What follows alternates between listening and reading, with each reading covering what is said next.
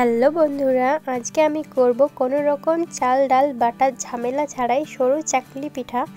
তো তোমরাও এই পিঠাটা কিন্তু খুব সহজেই বানিয়ে ফেলতে পারো সুজি দিয়ে। তো কিভাবে আমি এই সরু চাকলি পিঠাগুলো বানিয়েছি তোমাদের যদি জানতে হয় তাহলে আমার ভিডিওটা স্কিপ না করে ফুল দেখতে থাকো। আর এই ভিডিওটা দেখে তোমরাও কিন্তু বাড়িতে অবশ্যই ট্রাই করো, আশা করি তোমাদের অনেক ভালো লাগবে। তো চলো রেসিপিটা শুরু করা যাক। তো প্রথমে আমি একটা বাটিতে নিয়ে নিয়েছি 1 বাটি সুজি। এবার আমি সুজিটাকে একটা মিক্সারে দিয়ে ভালোভাবে একটু গুঁড়ো করে নেব। তো এখানে দেখো আমি সুজিটাকে কিন্তু গুঁড়ো করে নিয়েছি। এবার আমি যে বাটিতে সুজি নিয়েছিলাম সেই বাটির দিয়ে দিচ্ছি 2 বাটি জল।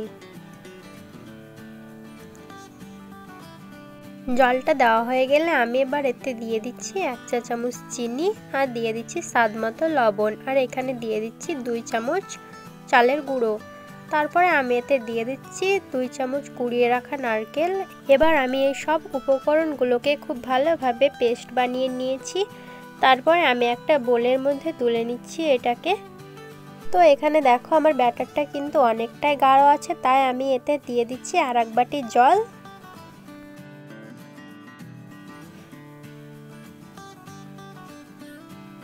তো জলটা দিয়ে আমি ব্যাটারটা কিন্তু খুব ভালোভাবে বানিয়ে নিচ্ছি। এটা কিন্তু তোমাদের একটু পাতলা করতে হবে, খুব বেশি ঘন করা যাবে না। তো দেখো এখানে কিন্তু আমি পাতলা একটা ব্যাটার বানিয়ে নিয়েছি। তো আমার ব্যাটারটা রেডি হয়ে গেলে এবার আমি চুলায় একটা প্যান বসিয়ে দিয়েছি। তো প্যানটা একটু গরম হয়ে গেলে আমি এতে দিয়ে দিচ্ছি আধা কাপ মতো ব্যাটার। ব্যাটারটা দিয়ে আমি 2 হাতের সাহায্যে খুব ভালোভাবে প্যানের গায়ে এটাকে ছড়িয়ে একটা রুটির মতো গোল শেপ দিয়ে দেব। তো আমি কিন্তু এটাকে একেবারে লো ফ্লেমে বানাবো।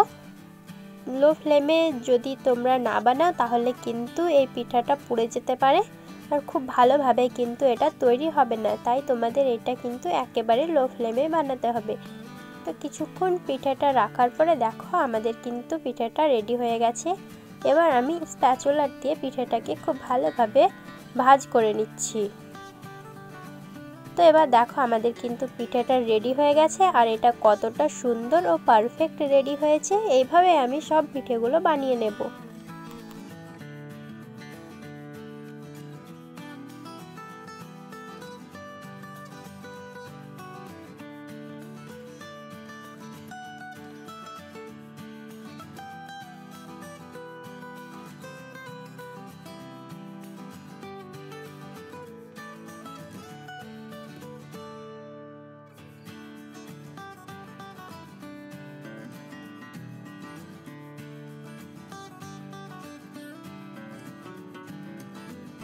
তো এখানে দেখো আমার সব পিঠাগুলো কিন্তু একেবারে রেডি হয়ে গেছে, আর এটা দেখতে কতটা সুন্দর হয়েছে। সত্যি বলতে এটা খেতেও কিন্তু অনেকটাই ভালো হয়।